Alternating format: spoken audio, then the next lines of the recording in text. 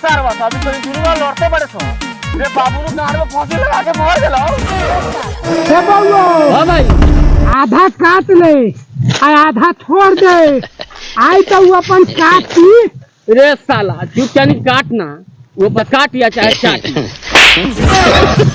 कितने का तो भाई बा रे साला भाई के साथ चटनी कर दे कि चटनी कर दे ए साराई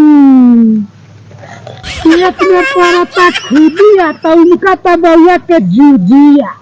आ ना पड़ी खुदिया तो ना उनके जूजिया साले है देखन बड़ा हसुआ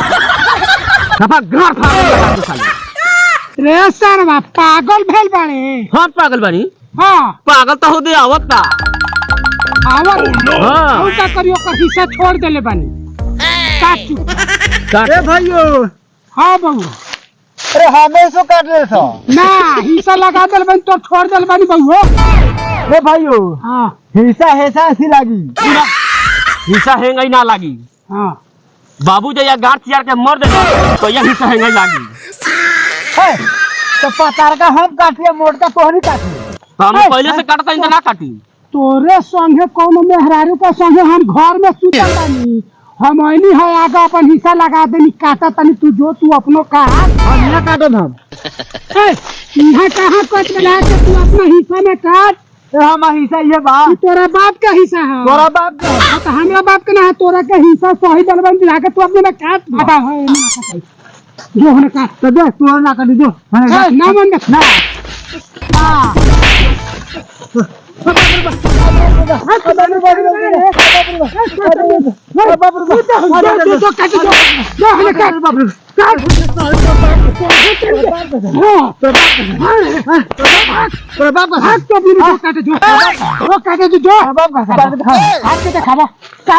ए सरौ लोग तोरे दोनों आदमी लड़त लोगन खेत में आ भूखे हमारे यहाँ कूदता चूहा पेट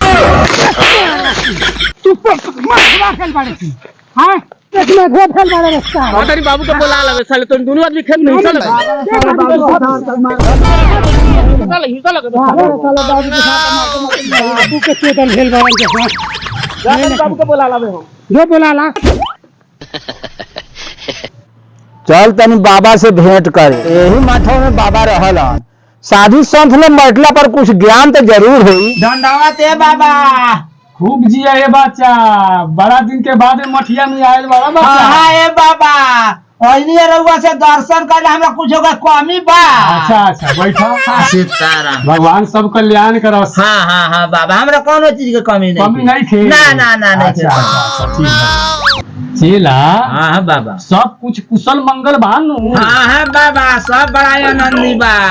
4 गो बेटा बा 4 गो पोता बा 4 गो बेटी बा 5 गो गाड़ी बा ट्रैक्टर बा मारुति बा 50 लाख रुपया बैंक में जमा बा सब लेके बाबा हम 51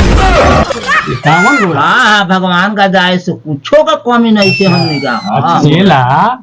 बाबा प्रभु के कृपा हाँ हाँ देखा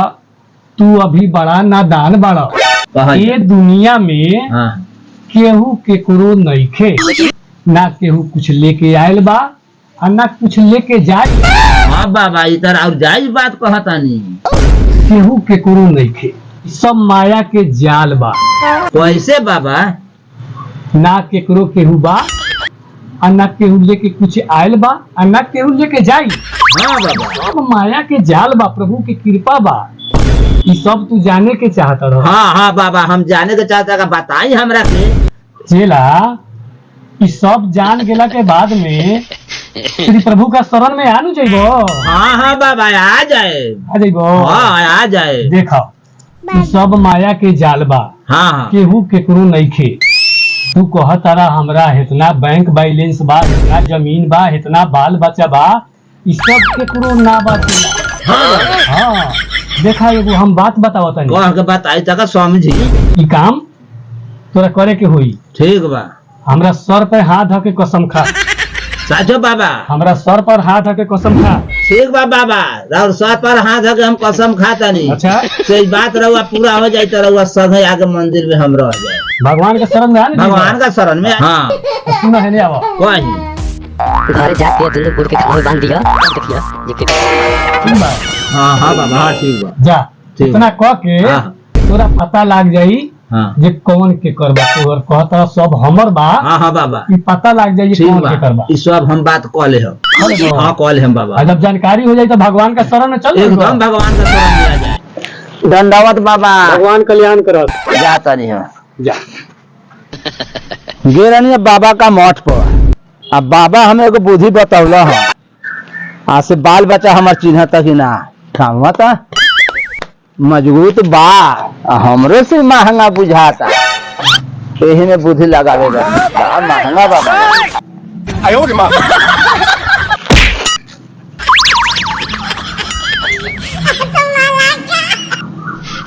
बाबू ओ बाबू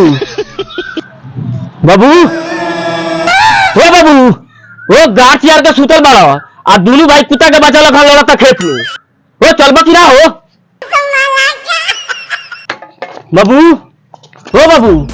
अब बाप रे बाबू या तो बाबू हम मर गेल बा का दू ओ बाबू अब बाप रे बाप डाल गया ओ बाबू बाबू अब बाप रे बाबू या तो बाबू हम मर गेल बा का दू रे दादा बाबू ओ बाबू बाबू या तो बाबू बुझाता भुइया के बुलावे को होई भैया रे ओ भैया रे ए बाबू गाड़ में फांसी लगा के मर गेलो रे साला सा रे सार बात तो इन दोनों का लड़ते बड़ा सा अभी रे बाबू नु गाड़ में फांसी लगा के मर गेलो गाड़ में फसरी हां ये सब लोग गाड़ में फांसी लगा के गाड़ में फंस गए चल ना कहियो बाप तो देख लेबो तो देख लिए सो चल चल लगा के मरल हवे रे दादा चल दादा गाड़ में फांसी लगा के मर गाड़ में फांसी के रखे रे दादा गाड़ में फांसी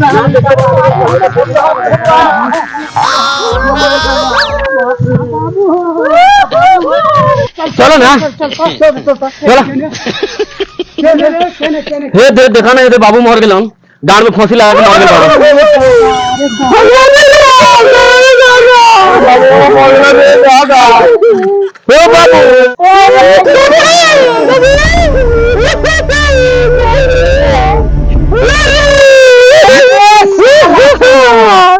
अरे अब रोला धोला में कुछ बा अरे अब रोला धोला में कुछो नहीं खे अब ले चलो सब बाबू के अब हुक दिया अरे कितना मजबूत बा इसके बारह फसला तो मर गया उसे निकलते हे भाई हर गोवे के रखने का बाबू को हुक्म नहीं देता था गोवे के रखा निकली ए भाई एगो बात कहियो हां बोल कहता नहीं जे खामुहा काट दिया अब बाबू के गोड़वा निकाल दिया आ ले चल के फूंक दिया अरे बाबू ने महंगा खामुआ बा काल पर लाद के लेल बड़ी 5 जगह नाश्ता करनी 5 जगह पटा करनी ले आके घरे 5 गो हरामी मिस्त्री रखनी आ तब एकरा के हलवाई नी आ तू कहता रे खामुआ काट दिया ए भाई बोला एगो बात कही कहनी बाबू के गोड़ काट दिया आ खामा बच जाई आ बाबू ने तो हुक जाई ई एगो बाबू दिया तोर सही सोच बा ई बड़ा महंगा खाना बा बाबू